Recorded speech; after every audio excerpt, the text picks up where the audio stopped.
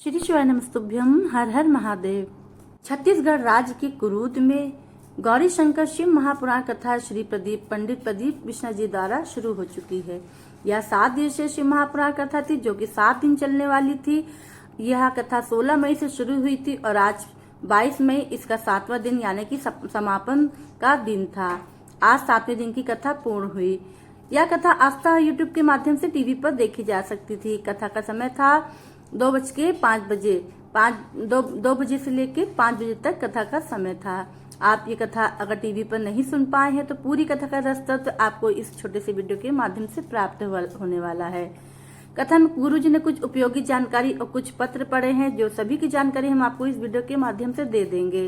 इसके साथ ही हम आपको बता दें कल है 23 मई और बैसाख माह का अंतिम दिन है और आपके पास भी यह अंतिम मौका है बैसाख माह में गुरुजी पंडित प्रदीप मिश्रा जी द्वारा बताए गए उपायों को करने के लिए, क्योंकि इन उपायों को करने के लिए आपको सिर्फ वर्ष में एक बार ही यह मौका मिलेगा, क्योंकि वर्ष में एक बार ही बैसाख माह आता है। इस वीडियो में हम आपको संपूर्ण कथा की जानकारी के साथ साथ और बैसाख माह में किए जाने वाले उपायों की भी जानकारी देते जाएंगे। कल बैसाख माह का अंतिम दिन है और साथ ही पूर्णिमा का दिन है, तो इन उपायों को आप बैसाख के अंतिम दिन और पूर्णिमा के दिन करके विशेष लाभ उठा सकते हैं। ज्यादा से ज्यादा लाभ उठाने के लिए आप अंतिम दिन में कर सकते हैं ये उपाय। इस वीडियो में हम आपको बैसाख माह का एक विशेष उपाय देंगे जो कि मनोकामना पूर्ति का उपाय है। साथ ही विशेष यह उपाय भी करना है आपको। एक विशेष उपाय बैसाख के माह में भी आपको करना है जो कि महारोगों से मुक्ति दिलाने वाला यह विशेष उपाय है, वह भी आप कर सकते हैं। और बैसाख माह में करने वाला गुरुजी का बताया हुआ एक बिल्कुल नया उपाय है जो कि वह आपको करना है। साथ ही आपको संतान प्राप्ति का महा उपाय जो कि गुरुजी ने इसी शिव महापुराण की कथा में बताया है वह आपको करना है। साथ ही बैसाख का शरीर को कष्टों को दूर करने वाला भी उपाय हम आपको इसी वीडियो में बताने वाले हैं। सभी उपाय विशेष है और सभी उपाय हम आपको बहुत अच्छे और सरल तरीके से बताएंगे जिससे कि आपको समझ में आ सके। साथ ही हम आपको बता दें आज 7वें दिन की कथा में गुरुजी ने कुल 9 उपाय और कुछ उपयोगी जानकारी दी है। वह सभी जानकारी और उपाय हम आपको इसी वीडियो के माध्यम से बता देंगे। साथ ही हम बैसाख माह के 5 महा उपायों की जानकारी भी हम आपको इस वीडियो के माध्यम से दे देंगे। बढ़ते हैं आज की कथा की पहली विशेष जानकारी की ओर। कथा शुरू होते ही गुरुजी ने कहा कि माता गौरा ने महादेव जी से पूछा कि उन बच्चों का क्या जिनके माता पिता नहीं है, साथ छोड़ गए हैं और वहां गुजर चुके हैं, अपनों ने भी साथ छोड़ दिया है, तो उनका कौन है, उनका पालन पोषण करने वाला कौन होगा। इसके साथ ही भोलेनाथ यह सुनकर मौन हो गए और तब उन्होंने कहा कि चलो पार्वती तुम्हें आज काशी की सैर कराते हैं। काशी की यात्रा करते समय भोलेनाथ ने पार्वती से कहा कि यहाँ पर महादेव जी के साथ पार्वती नहीं बैठी हैं। यहाँ पर भोलेनाथ के साथ माता अन्नपूर्णा बैठी दिखाई दे रही हैं। इसका यही कारण है जब किसी के रिश्ते नाते गुरु कुटुंब कबीले सब साथ छोड़ देते हैं तब मुझे लोग विश्वनाथ कहते हैं और विश्व में जन्म लेने वाला कभी भी कोई अनाथ नहीं रह सकता। उसका नाथ शिव होता है और पार्वती आप यहाँ पर अन्नपूर्णा बनकर बैठी हैं। बढ़ते कथा की दूसरी उपाय की ओर यानी कि दूसरी जानकारी की ओर। बैसाख माह का एक महा उपाय जो गुरुजी ने पहले अपनी पिछली कथा में बताया था। गुरुजी ने कहा था यह मनोकामना विशेष उपाय मनोकामना पूर्ति उपाय है। आपको करना क्या है, एक मिट्टी का कलश ले लेना है, मिट्टी का घड़ा ले लेना है या कोई भी एक कुलिया हो या कुल्हड़ हो या एक दिया क्यों ना हो आपके पास, तो वह मिट्टी के जल कलश में आपको रात को अपने पानी की पीने की जो बाल्टी होती है वह पीने का आरो होता है जो भी है वहां से आपको घड़े में जल भर के रात्रि में अपने रसोई घर में ढक के रख देना है। सुबह स्नान आदि करके आपको वह जल मिट्टी के कलश का जल आपको तांबे के कलश में यानी कि तांबे के लोटे में डाल लेना है और पहुंच जाना है शिवालय पहुंच के आपको शिवलिंग पर अपनी मनोकामना कहते हुए शिवलिंग पर आपको अर्पित कर देना है। यह मनोकामना पूर्ति उपाय है और बैसाख माह का महा उपाय है। कल आखिरी दिन बचा है, आप यह उपाय करके अपनी मनोकामना कह के आप अपनी परेशानियां कह के आप यह उपाय कर सकते हैं और ज्यादा से ज्यादा लाभ प्राप्त कर सकते हैं। दूसरा उपाय यह है कि आप मिट्टी के कलश का जल लेके तांबे के पात्र में आप डाल लीजिए और उसमें साथ ही एक बेलपत्र भी आप डाल लीजिए। आप डाल सकते हैं, आप नहीं भी डालते तो कोई बात नहीं है, लेकिन अगर आपको एक बेलपत्र मिल जाती है तो कलश में आपको डाल लेना है और पहुंच जाना शिवालय। शिवालय पे आपको शिवलिंग पर आपको जल चढ़ाना है और बेलपत्र उसी में पड़ी रहेगी, बेलपत्र नहीं चढ़ानी है। पूरा जल आपको शिवलिंग पर चढ़ा देना है। श्री शिवाय नमस्तुभ्यम, हर हर महादेव या ओम नमः शिवाय नमः शिवाय का मंत्र जाप करते हुए बाद में जो बेलपत्र चढ़ती रहती है कलश में, तो उसको आपको निकाल के शिवलिंग पर अर्पित कर देना है। अर्पित कैसे करना है? डंडी का मुख आपके ठीक विपरीत दिशा में हो। साथ ही यह उपाय आप दोनों तरह से कर सकते हैं। आप जल कलश के जल में आप बेलपत्र अगर पड़ी है, अगर वह गिर भी जाती है जल चढ़ाते समय तो गिर जाने दीजिए, कोई बात नहीं है। अगर कलश में बची हुई है तो आप बाद में भी चढ़ा सकते हैं। अपनी मनोकामना कहते हुए यह उपाय आप कर सकते हैं। हाथ जोड़ के भोलेनाथ से प्रार्थना कर सकते हैं, अपनी मनोकामना कह सकते हैं। यह मौका आज वैशाख माह का कल आखिरी दिन है, या आखिरी दिन उपाय करके आप लाभ प्राप्त कर सकते हैं। बढ़ते कथा की अगले उपाय की ओर। पूरी भारत की भूमि में शंकर भगवान के मंदिर में शंकर भगवान के साथ आपको पार्वती माता जरूर मिलेंगी। पूरे भारत में माता अन्नपूर्णा काशी में आपको महादेव के साथ बैठी मिलेंगी। काशी में भोलेनाथ के साथ माता अन्नपूर्णा आपको बैठी मिलेंगी। काशी एक ऐसी भूमि है जहाँ पर माता अन्नपूर्णा, पार्वती माता अन्नपूर्णा के रूप में महादेव के साथ बैठी मिलेंगी। और अन्नपूर्णा का महत्व होता है कि संसार में कोई भी व्यक्ति भूखा जरूर उठेगा पर भूखा सोएगा नहीं। यही माता अन्नपूर्णा की कृपा होती है। अब बढ़ते हैं वैशाख माह के अगले उपाय की ओर। वैशाख माह में एक घर का भंडार भरने वाला गुरुजी ने अपनी पिछली कथा में एक उपाय बताया था। गुरुजी ने रतलाम में हुई शिवरात्रि शिव महापुराण कथा में बताया था कि वैशाख माह में चने की दाल, जौ और गेहूं को गलाकर सुखाकर उसको पीस के सत्तू बनाया जाता है। यह सत्तू आप विशेष से वैशाख माह में आप किसी भी गरीब व्यक्ति को दान कर सकते हैं या फिर मंदिर में आप दान कर सकते हैं। सत्तू दान करने का बड़ा महत्व है वैशाख के माह में। भोलेनाथ को भी सत्तू अर्पित किया जाता है। आप किसी कागज के डिस्पोजल गिलास या कटोरी में आप जो है भोलेनाथ के लिए सत्तू का भोग अवश्य ले जाएं और उनको जो है सत्तू को भोग अवश्य लगाएं।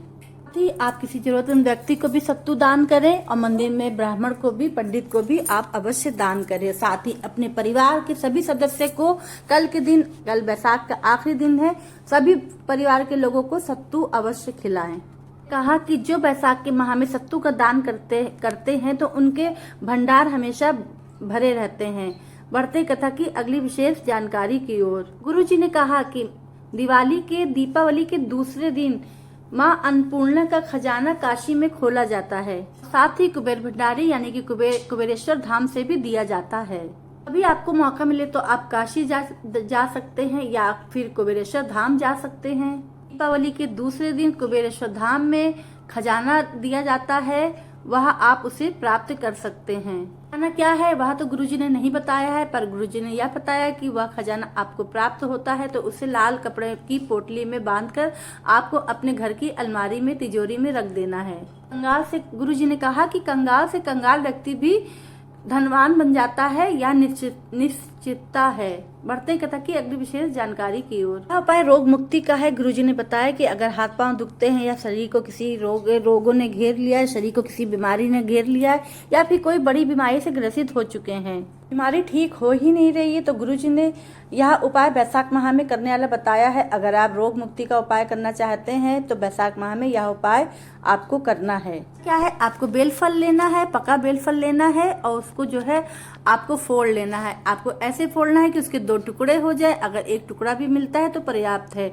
उसके बाद उसके जो अंदर का जो पल्प होगा, जो गूदा होगा, तो उसको आपको किसी बेल वृक्ष के नीचे आपको डाल देना है या फिर आप अपने परिवार के सदस्य को भी खिला सकते हैं। और जो बाद में जो बेल फल का जो खोपड़ा बचता है तो उसमें आपको जल भरना है। जल भर के आपको अपने तांबे के कलश में डालना है। आपको ऐसा कई बार करना है जब तक कि आपका तांबे का कलश जो है भर ना जाए।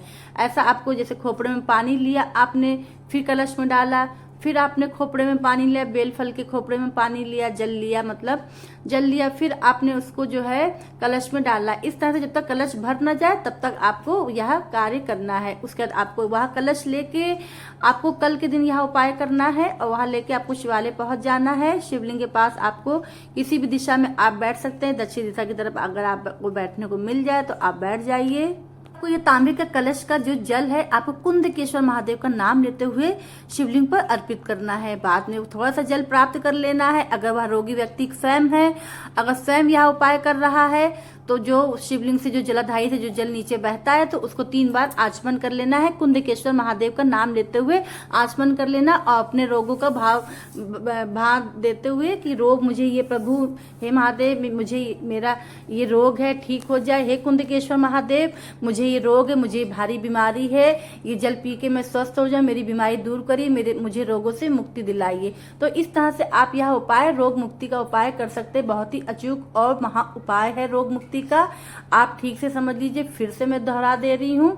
बेल का फल आपको फोड़ना है, उसके बेल के खोपड़े में आपको जल लेके बार बार कलश, तांबे का कलश में आपको भरना है जब तक कलश पूरा भर ना जाए। फिर शिवालय जाके आपको शिवलिंग पर कुंदकेश्वर महादेव का नाम लेते हुए चढ़ा देना है और दूसरा खाली पात्र आपको जलाधारी के नीचे आपको लगा देना है, जिससे कि जो जल आप चढ़ाएं तो उस पात्र में एकत्रित हो जाए। अगर आप किसी रोगी व्यक्ति के लिए कर रहे हैं, जो रोगी व्यक्ति मंदिर नहीं जा सकता है, तो वह आप जल उसी पात्र में जो एकत्रित हो गया है तो वह आप अपने घर ले आइए और उस रोगी व्यक्ति को पिलाइए कुंदकेश्वर महादेव का नाम लेते हुए। अगर स्वयं वह रोगी व्यक्ति मंदिर जाके वह उपाय कर रहा है तो वहीं पे ही वह आचमन कर सकता है 3 बार अंजलि में लेके श्री शिवाय नमस्तुभ्यम कुंदकेश्वर महादेव का नाम लेते हुए। तो इस प्रकार से आप अपने बाबा से प्रार्थना करेंगे, महादेव जी से प्रार्थना करेंगे कि महादेव जी मेरा ये रोग ठीक हो जाए। ये महा उपाय है, कल के दिन आपको यह करना है। गुरु जी ने कहा कि कितनी ही बड़ी बीमारी क्यों ना हो, लाभ जरूर देखने को मिलता है। अगले चौथे उपाय की ओर गुरु जी ने कहा कि शुद्ध हो या अशुद्ध हो, स्वस्थ हो या अस्वस्थ हो, घर में हो या हॉस्पिटल में हो, परमात्मा यह नहीं देखता कि आप किस अवस्था में हो। अगर आप उनको दिल से पुकारेंगे तो वहाँ उसी अवस्था में जहाँ पे जिस जगह पर है, जिस अवस्था में है, वो वहाँ पे परमात्मा पहुँच ही जाता है। परमात्मा यह नहीं देखता कि आप किस अवस्था में है और कहाँ हो। परमात्मा यह देखता कि आपने उसे दिल से पुकारा है तो वह आपके पास अवश्य पहुंच जाता है। बढ़ते हैं कथा की अगली विशेष जानकारी की ओर। ने कहा कि दुनिया के लोग आपकी बुराई देखने के लिए हमेशा बैठे रहते हैं, तत्पर रहते हैं। तुमने क्या अच्छा किया उनका वह वे नहीं देखते हैं, पर अगर तुमने थोड़ा सा भी गलत कर दिया है तो वे उसी बात को पकड़कर बैठ जाते हैं। पढ़ते कथा की 6वीं विशेष जानकारी को गुरुजी ने बताया कि एक माता जी इस पंडाल में आई हुई हैं जिन्होंने पत्र भी लिखा है। इनका पत्र तो हम नहीं पढ़ पाएंगे पर हम आपको बताना चाहेंगे। माता जी ने अपनी इंद्रियों को ऐसा काबू में किया है कि यह 7 दिन की शिव महापुराण कथा सुनने आती हैं और यह वॉशरूम भी नहीं जाती हैं। यह उनकी 8वीं शिव महापुराण कथा है, मतलब ये 8वीं बार जो 7 दिवसीय 5 दिवसीय शिव महापुराण कथा होती है तो उसमें से ये 8वीं बार ये शिव महापुराण की कथा जो है श्रवण कर रही है पंडाल में बैठ के। इसके साथ ही गुरुजी ने बताया कि यह माता जी अपने घर से जो बना हुआ लेके आती हैं वही खाती हैं, ना ही किसी से मांगती हैं, ना ही किसी का दिया हुआ खाती हैं। बढ़ते कथा की अगली विशेष जानकारी की ओर, जो कि बैसाख माह का विशेष उपाय है, संतान प्राप्ति का उपाय है, जो कि इसी बैसाख माह के अंतिम दिन में आपको करना है। जिन्हें बताया है कि मिट्टी के पात्र से आपको जल अपने तांबे के पात्र में भर लेना है। यह उपाय संतान प्राप्ति का है। गुरुजी ने बताया कि किसी नारी को संतान नहीं हो रही है, 30 वर्ष से ऊपर हो गए हैं, 35 वर्ष हो गए हैं, 35 वर्ष के हो गए हैं, या शादी के 10 साल हो गए हैं, 5 साल हो गए, 15 साल हो गए, 20 साल हो गए हैं, संतान प्राप्त नहीं हुई है, संतान नहीं हुई है उनके, तो वह यह उपाय कर सकते हैं। बैसाख माह में आपको एक पीपल का पत्ता लेना है, जो कि आपको पिपलेश्वर महादेव के स्थान, आपको पीपल का पत्ता लेके पीपल वृक्ष के नीचे आपको जड़ की तरफ रखना है और पिपलेश्वर महादेव का नाम लेते हुए आपको उससे जल जो आप तांबे के पात्र में लेके गए हैं तो उससे पीपल के पत्ते में आपको अर्पित करना है। आपको पीपल का पत्ता लेना है और पीपल वृक्ष के नीचे आपको वह पत्ता रख देना है और साथ में आप जो जल कलश का लेके गए हैं, मिट्टी के पात्र का जल आप तांबे के पात्र में भर के जो कलश का जल अपने साथ लेके गए हैं और पिपलेश्वर महादेव का स्मरण करना है और पिपलेश्वर महादेव का नाम लेते हुए आपको उस पत्ते के ऊपर कलश का जल 7 बार आपको चढ़ाना है। मतलब एक बार आपने उस पात्र से जल चढ़ाया थोड़ा सा, मतलब फिर धार रोक दी, फिर दूसरी बार चढ़ाया, धार रोक दी आपने, फिर तीसरी बार, चौथी बार, 5वीं बार और 6ठी बार और 7वीं बार आपने पूरा जल फिर आपको अर्पित कर देना है पीपल के पत्ते के ऊपर। पूरा जल अर्पित कर देना है। फिर आपको पिपलेश्वर महादेव से स्मरण करना है, अपनी मनोकामना कहना है। पर आपको पीपल पत्ते पे आपको जल चढ़ाना है और 7 बार पिपलेश्वर महादेव का नाम लेना है। फिर उसके बाद आपको वह पत्ता आपको अपने घर लेके आना है। साथ में गाय के दूध में आपको रात्रि में गाय के दूध में उस पत्ते को दूध में पत्ता डाल के आपको दूध उबाल लेना है और फिर पत्ते को अलग कर लेना है। पत्ता आप अलग करके आप अगले दिन आप किसी पेड़ के नीचे विसर्जन कर दीजिए या जलाशय में विसर्जन कर दीजिए। किसी पेड़ के नीचे आप रख सकते हैं। और उस दूध को जो आपने पत्ता डाल के रात्रि में उबाला है तो वह पति पत्नी को उस रात्रि को पीना है और एक साथ में रहना है। यह उपाय संतान प्राप्ति का है, बहुत ही अचूक उपाय है और महा उपाय है। यह करके आप देखिएगा, आपको फल अवश्य प्राप्त होगा। गुरु जी ने सिर्फ बैसाख माह में करने को कहा और यह मौका आपके पास कल यानी कि आखिरी मौका है, आखिरी दिन है कल बैसाख माह का। तो यह उपाय आप करके ज्यादा से ज्यादा लाभ उठा सकते हैं। आप एक बार फिर से समझ लीजिए, पीपल का पत्ता आपको घर लेके आना है और शाम के समय आपको दूध में पका के उबाल के वह दूध में आपको गाय के दूध में उसको डाल देना है और दूध गर्म कर लेना है, खौला लेना है मतलब। फिर उसमें से पत्ता आपको निकाल के अलग निर्माल के लिए रख देना है, यानी कि अगले दिन विसर्जन के लिए रख देना है। और उस रात्रि को, जिस रात्रि को आपने, उसी रात्रि को आपको दूध जो गर्म किया है तो रात्रि में पति पत्नी को दोनों को पीना है और एक साथ में रहना है। बस इतना ही आपको करना है और आपको देखिएगा फल जरूर मिलेगा। बढ़ते हैं कथा की अगली विशेष जानकारी की ओर। हम आपको वीडियो के माध्यम से करके बताएंगे और यह उपाय गुरुजी ने नैनों की ज्योति के लिए बताया है, यानी कि जिसकी आंखें कमजोर हो चुकी हैं, जिसकी आंखों से रोशनी जा चुकी है, तो आप यह उपाय कर सकते हैं। आप देख सकते हैं, आपको 1 लोटा जल शिवलिंग पर चढ़ाना है और आपको 1 लोटा जल शिवलिंग पर चढ़ाना है और साथ ही जो जलाधारी के नीचे जो जल बहता है आप देख सकते हैं, अपनी दाएं हाथ की हथेली को आपको उस स्थान पर आपको रगड़ना है। तो उस स्थान पे आपको रगड़ना है, इस प्रकार से रगड़ के आपको अपनी आंखों में लगा लेना है। आप इस तरह से करेंगे तो आपकी जो है नैनों की रोशनी जो है वो धीमे धीमे वापस आ जाएगी। आपको जो धुंधला दिख रहा होगा तो आपकी आंखों की रोशनी तेज हो जाएगी। अगर आपके चश्मा लगा होगा तो वह भी उतर जाएगा। यह उपाय आपको गुरुजी ने बताया है कि 20 से 25 दिन तक आपको लगातार यह उपाय करना है। 1 लोटा जल आपको समर्पित करना है, साथ में जलाधारी से जो नीचे जो स्थान है वहां पे अपनी हथेली को रगड़ना है, फिर अपनी दोनों आंखों में लगा लेना है। आपको लाभ देखने को अवश्य मिलेगा। बढ़ते कथा की अगली विशेष जानकारी की ओर। गुरुजी का यह उपाय आप कभी भी किसी भी दिन से शुरू कर सकते हैं। बढ़ते हैं कथा की अगली विशेष जानकारी की ओर। गुरुजी ने कहा कि अगर शरीर में बहुत बड़ा रोग हो गया है, बहुत भयानक बीमारी हो गई है, आपका रोग ठीक नहीं हो रहा है, काफी इलाज करा लिया, तो आपको करना कि आपको 1 लोटा जल लेकर भोलेनाथ के मंदिर में जाना है और भोलेनाथ के शिवलिंग पर आपको 2 जगह पे सफाई करना है। आपको करना क्या है, आपको भोलेनाथ के शिवलिंग पर आपको 2 स्थान पे सफाई करना, जिससे कि आपका यह रोग सही हो जाएगा। जो अशोक सुंदरी माता के स्थान है आप देख सकते हैं, शरण कार्तिकेय जी और जो है गणेश जी के स्थान के जो बीच में मोटी सी लाइन होती है, आप इस तरह वीडियो में देख सकते हैं। तो यहाँ पे आपको अच्छी तरह से जल से सफाई करनी है। आपको फिर यह जल से सफाई करके पूरी तरह से साफ हो जाए तब फिर यही हथेली आपको धोना नहीं है, फिर आपको यही हथेली आपको अपने शरीर के उस अंग में लगा लेना है जहाँ पे आपको रोग हो या आपको रोगों ने घेर रखा हो या कोई बीमारी हो आपको कोई बड़ी, तो आपको उस स्थान पे लगाना है। आपको अशोक सुंदरी माता के स्थान आप देख सकते हैं, बीच में जो मोटी सी लाइन बनी होती है, अगर नहीं भी कहीं कहीं बनी होती तो आपको यह बीच का स्थान आपको साफ करना है माता अशोक सुंदरी का नाम लेते हुए। फिर आपको यही हथेली आपको जहाँ आपके शरीर में रोग हो तो वहां पर आपको उस स्थान पे लगा लेना है और फिर उसके बाद आपको हाथ धो लेना है इस तरह से। फिर आपको चंदन की 2 बिंदियां लेनी है। अब दूसरी स्थान पे आपको सफाई करनी, जो जलाधारी से जल नीचे की और नाली की तरफ बहता हुआ जाता है तो वहां पर आपको सफाई करनी है, उस स्थान को आपको साफ करना है। दूसरा ये सफाई का स्थान है। तो आप वीडियो के माध्यम से देख सकते हैं, मैंने बहुत सरल कोशिश करी आपको समझाने की। एक अशोक सुंदरी माता के स्थान पे सफाई करनी, दूसरी जलाधारी से जो जल नीचे की ओर बहता है नाली की ओर, तो वहां पे आपको सफाई करनी है। फिर उस स्थान से सफाई करनी है। फिर आपको वहां हथेली से आपको वैसे ही करना है। फिर आपको हथेली से छुआना है और अपने माथे पे जहां भी आपके शरीर में किसी भी अंग में आपको जो भी आपकी बीमारी हो जिस अंग में, तो वहां पे आपको लगा लेना है, माथे पे लगा लेना है और फिर हाथ को आपको जो है हाथ को धो लेना है। उसके बाद आपको चंदन की 2 बिंदी अशोक सुंदरी के स्थान पे लगानी है। अशोक सुंदरी माता के स्थान पे आपको 2 बिंदी कहीं भी आप लगा सकते हैं, मतलब उस मोटी सी जो लाइन बनी होती है उस स्थान पे आप 2 जगह पे 2 बिंदी आप इस तरह से देखिए लगा सकते हैं। आप वीडियो के माध्यम से समझ सकते हैं। और फिर एक बिंदी आपको चंदन की, जहाँ पे आपने जलधारी से नीचे जो जल बहता है वहां पे जो जो नाली बनी होती है, जो उस स्थान पे आपको एक चंदन की बिंदी लगानी है। आप वीडियो के माध्यम से समझ सकते हैं। यह उपाय रोग मुक्ति का उपाय है और आपको अवश्य करना है। वैशाख माह का कल का अंतिम दिन शेष बचा है। आप यह उपाय करके ज्यादा से ज्यादा फल प्राप्त कर सकते हैं।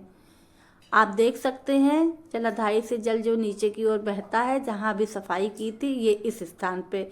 अब जहां से जल नीचे जो बहता है फर्श पे, यहाँ तो नाली बनी हुई है, तो आप देख सकते हैं अगर नाली नहीं बनी है तो जल के नीचे जो स्थान पे जो जल बहता है, जहाँ सफाई करिए वहां पे आप चंदन की एक बिंदी लगा लीजिए। उसके बाद यही उंगली आप अपने माथे पे लगा लीजिए और जहाँ पे जो शरीर में जिस अंग में रोग हो तो वहां पे उस स्थान पे आपको यह चंदन की बिंदी लगा लेनी। अगर आप यह उपाय करते हैं बैसाख के अंतिम माह में तो आपको रोग में जरूर लाभ देखने को मिलेगा।